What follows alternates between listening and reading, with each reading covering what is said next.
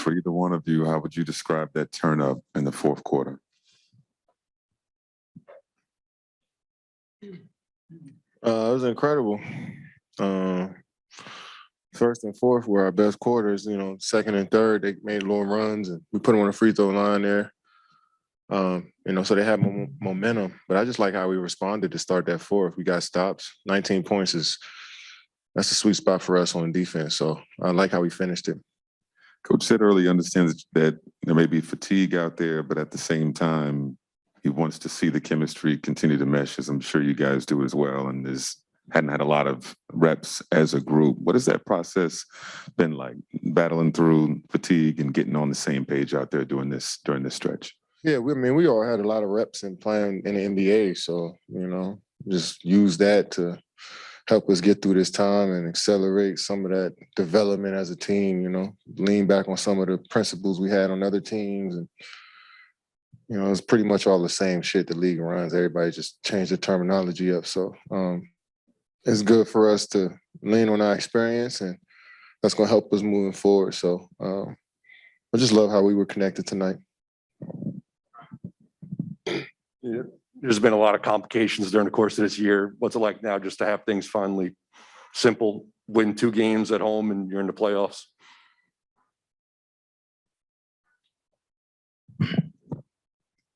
Thanks, big dog. No, it feels good. It feels good to be in this position. Hard fought. And just want to take it one day at a time and get prepared for Indiana coming Sunday. And, have some good results there, get better that day, and then get ready for Tuesday. So it feels good. Like you said, with all the complications, stuff like that, that's the past. Now we just control what we can control, get ready to hoop. For either, what you guys were up 17. What in your estimation led to that lead kind of dwindling and then them taking the control and lead? And just the NBA and their pros and well coached and talented. His first quarter, it was early. So they got back into it, making shots. We put them on the free throw line. So game of runs, they made their run. We made ours early. They hit us in the mouth, and I like how we responded. So that's just been the nature of our season, just get knocked down and seeing how we respond. I thought tonight was a good example of how we can respond.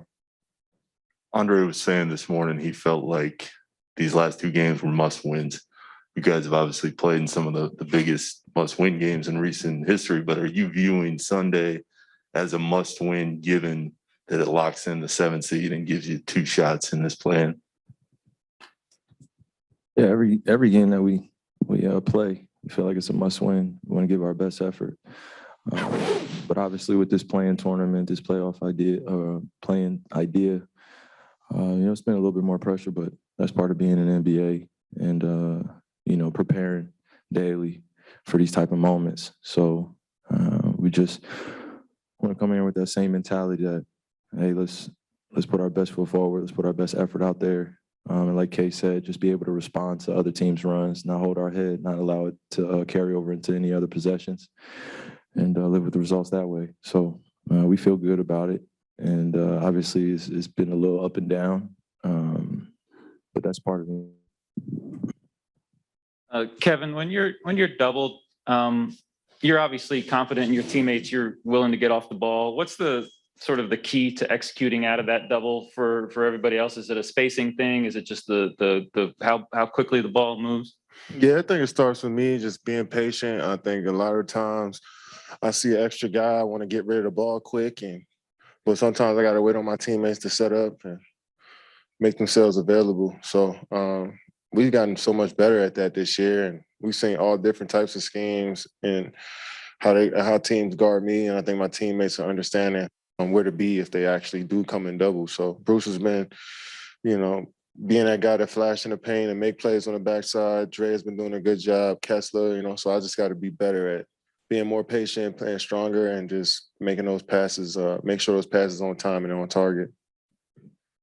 Kevin, you mentioned Bruce. He complained to us for not asking him about his near triple-double, so maybe this evens the score. But 2 assists shy, 4 blocks also. Just what would you make of his whole performance tonight? Yeah, I didn't think he deserved a triple-double tonight.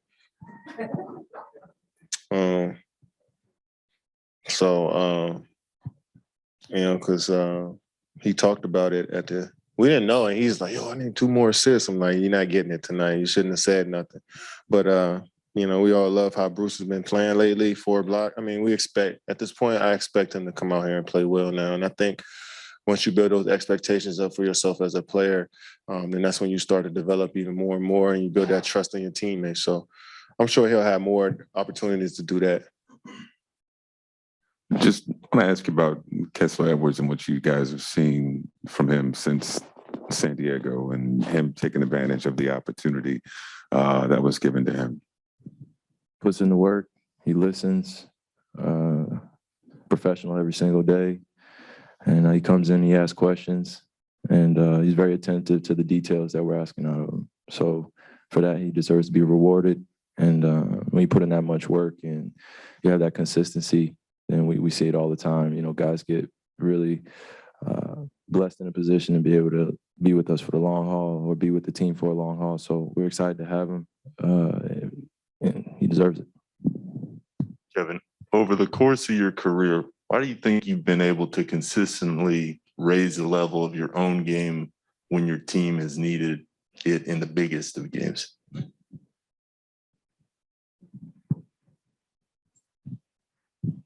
Just, I mean, first off, having great teammates that put you in position to be successful.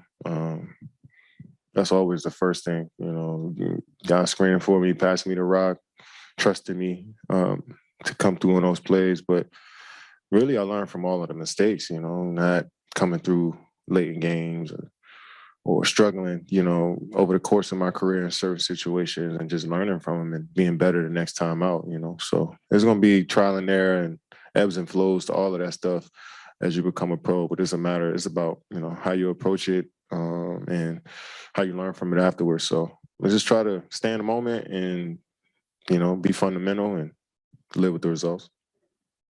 Coach Bickerstaff said that he could understand why teams at the top of the East would want to avoid you guys in the first round, given that obviously you two are playing.